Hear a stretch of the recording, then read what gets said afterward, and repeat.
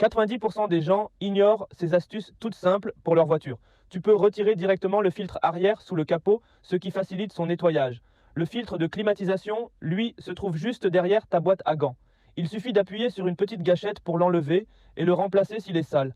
Si ta clé ne marche plus, c'est souvent la pile qui est à changer.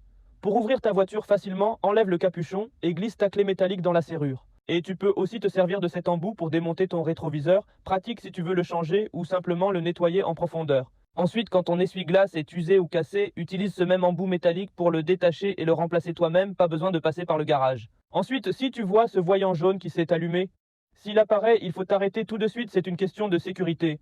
Ce voyant, c'est celui du système anti-blocage des freins, aussi appelé ABS. S'il s'allume, ça veut dire que ton système de freinage peut être défaillant. Et si tu vas directement au garage, ça peut te coûter plus de 3000 euros. Mais en réalité, ce souci peut souvent se régler pour quelques euros seulement. Je t'explique. Ce type de panne est souvent causé par un capteur de vitesse de roue défectueux, généralement à l'avant gauche.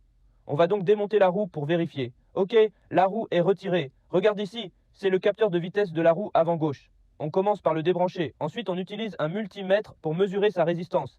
Normalement, elle devrait être autour de 1,3 kOhm. Regarde ce que ça affiche. Valeur infinie. Ça veut dire que le capteur est grillé.